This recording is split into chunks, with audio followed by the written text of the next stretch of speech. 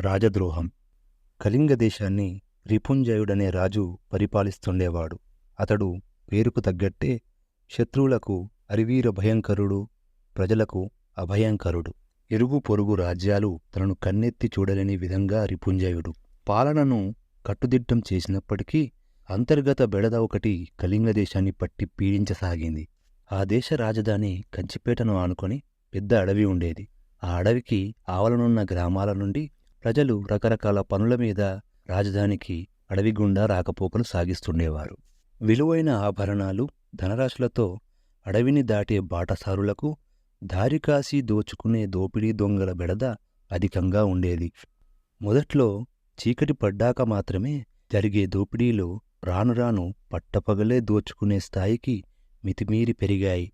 దోపిడీ దొంగల ఆగడాలు అరికట్టేందుకు ప్రయత్నాలు ముమ్మరం చేస్తున్నట్లు సేనాధిపతి ప్రసేనుడు పదే పదే చెబుతున్నా ఫలితం కానరాకపోవడంతో రిపుంజయుడు తీవ్ర అసహనానికి గురవసాగాడు.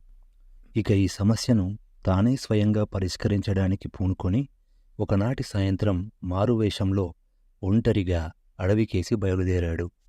కొద్దిగా చీకటి పడేసరికి వర్తకుని వేషంలో ఉన్న రిపుంజయుడు అడవి మధ్య ప్రాంతానికి చేరుకున్నాడు.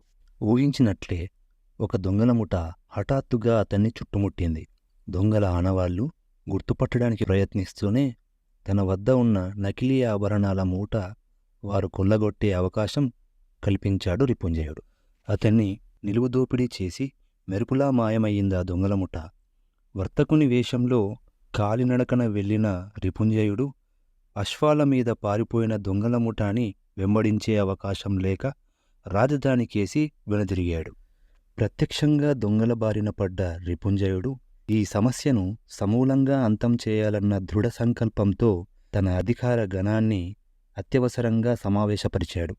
ఆస్థానంలో మహామంత్రి, సేనాధిపతి, ఉపసేనాధిపతులు అందరూ సమావేశమై ఉన్నారు.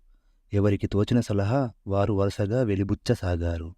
అదే సమయంలో తన వంతుగా ప్రసంగిస్తున్న ప్రసేనుడి వంక చూసిన రిపుంజయుడు ఒక్కసారిగా ఒకంత ఆశ్చర్యానికి లోనయ్యాడు. మరుక్షణంలోనే ఆగ్రహంతో కళ్ళెరజేసి ఈ రాజద్రోహిని తక్షణమే బంధించండి అని భటులను ఆదేశించాడు. ఈ హఠాత్ పరిణామానికి మంత్రితో సహా అక్కడున్న వారంతా దిగ్భ్రమ చెందారు.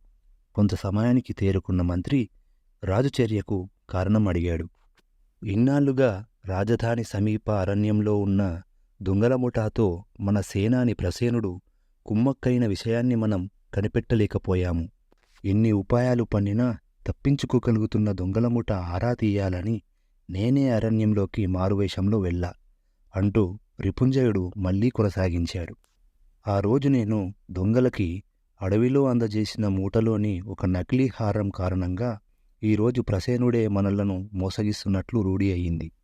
ఆ రోజు దొంగలు దోచుకుంది వర్తకుని వేషంలో ఉన్న నన్నేనని తెలియని ప్రసేనుడు వారి దగ్గర లంచంగా పుచ్చుకున్న హారం ధరించి నాకల్లబడ్డం అతని గుట్టురట్టు చేసింది అని ముగించాడు. ప్రత్యక్షంగా దొరికిపోయిన రాజద్రోహికి కఠిన శిక్ష విధించారు. అటు పిమ్మట ప్రసేనుడి అండదండలు కొరవడిన దొంగల ముఠ రిపుంజయుడి భటుల దాటికి ఎక్కువ కాలం మనలేకపోయింది. అంతటితో ఆ రాజ్యానికి దోపిడీ దొంగల బెడద శాశ్వతంగా తప్పింది. ఇంతటితో ఈ కథ సమాప్తం. మరిన్ని కథల కోసం పాతకాలం కథలు ఛానల్ని సబ్స్క్రైబ్ చేసుకోండి.